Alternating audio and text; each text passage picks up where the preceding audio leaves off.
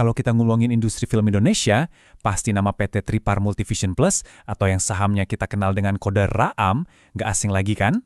Mereka ini pemain super senior loh, udah ada sejak tahun 1990. Bikin film, sinetron, you name it. Tapi, di balik nama besarnya itu, ternyata ada sebuah teka-teki yang, jujur aja, bikin garu-garu kepala. Nah, ini dia misteri utamanya yang bakal kita bedah bareng-bareng. Gimana ceritanya sebuah studio legendaris, raksasa industri, kok malah laporannya merah banget? Ada kontradiksi besar antara reputasi mereka sama kinerja keuangan belakangan ini. Aneh kan? Oke, ayo kita mulai investigasinya. Biar kita ngerti situasinya, langkah pertama adalah kita harus lihat dulu angka-angka yang bikin semua orang bingung ini. Perjalanan mereka ini panjang banget. Mulai dari tahun 1990, udah ngelewatin berbagai zaman di dunia perfilman kita. Tapi, fokus kita sekarang ada di 2 tahun terakhir ini, di mana ceritanya tiba-tiba berubah drastis dari sisi keuangan. Dan ini dia angka yang bikin heboh, minus 112,6 miliar rupiah. Itu rugi bersih mereka di tahun 2024. Ini bukan duit receh loh. Jelas saja semua orang langsung bertanya-tanya, lo ada apa ini di dalam RAM? Jadi gimana cara kita mecahin teka-teki ini?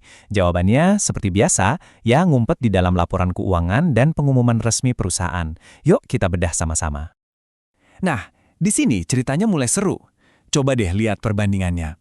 Kelihatan banget kan perbaikannya drastis dari rugi 112,6 miliar di 2024, di 9 bulan pertama 2025, angkanya turun jadi cuma 20,3 miliar.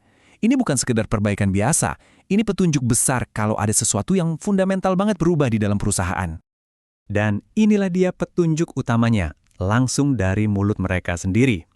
Mereka bilang kalau rugi besar itu adalah hasil dari sebuah keputusan strategis. Jadi, ini bukan karena bisnisnya lagi anjlok, tapi sebuah langkah yang memang disengaja.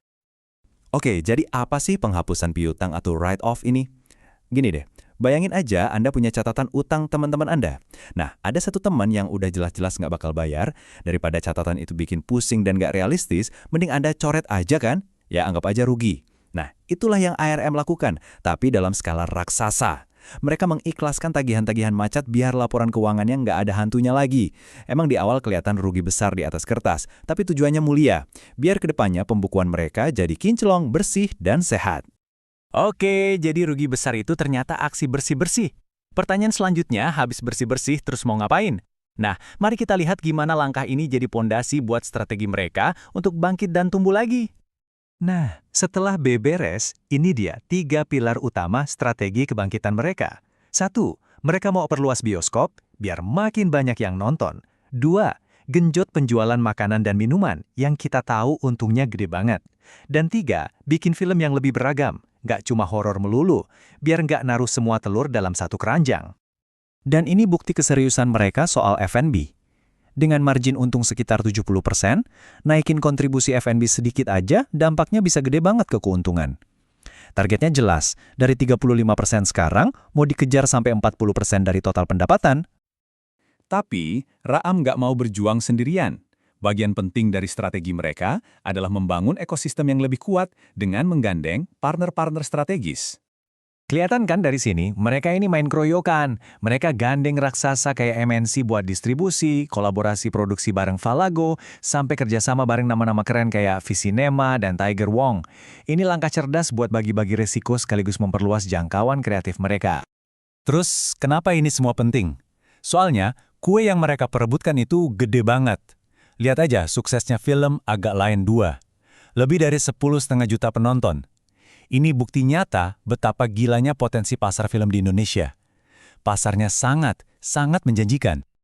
Sekarang, kita sampai di petunjuk terakhir, dan mungkin ini yang paling kuat. Sinyal langsung dari orang dalam yang menunjukkan keyakinan super tinggi pada masa depan perusahaan. Nggak peduli pasar lagi galau. Ini dia, sang pendiri Rampan Jabi turun gunung dan borong sendiri hampir 2,8 juta lembar saham perusahaannya. Coba pikir, kalau orang yang paling tahu isi dapurnya malah nambah investasi, itu artinya apa? Itu sinyal kepercayaan yang luar biasa kuat sama strategi yang lagi mereka jalanin. Anehnya, keyakinan orang dalam ini justru beda banget sama kelakuan pasar. Lihat deh harga sahamnya di Januari 2026 naik turun kayak roller coaster. Ini menunjukkan adanya jurang antara persepsi pasar jangka pendek yang panikan dengan keyakinan strategis jangka panjang dari sang empunya perusahaan. Oke, semua kepingan puzzle udah terkumpul, jadi gambaran besarnya kayak gimana? Mari kita simpulkan semuanya. Jadi, kesimpulannya jelas banget.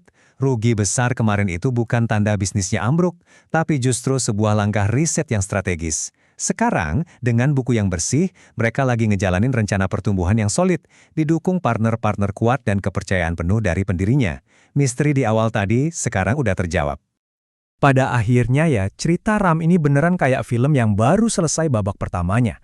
Mereka udah bersih-bersih, udah pasang strategi baru, panggung untuk babak kedua udah siap. Pertanyaan besarnya sekarang, buat kita semua yang nonton, apakah sequel dari kisah comeback ini bakal jadi blockbuster? Kita lihat saja nanti.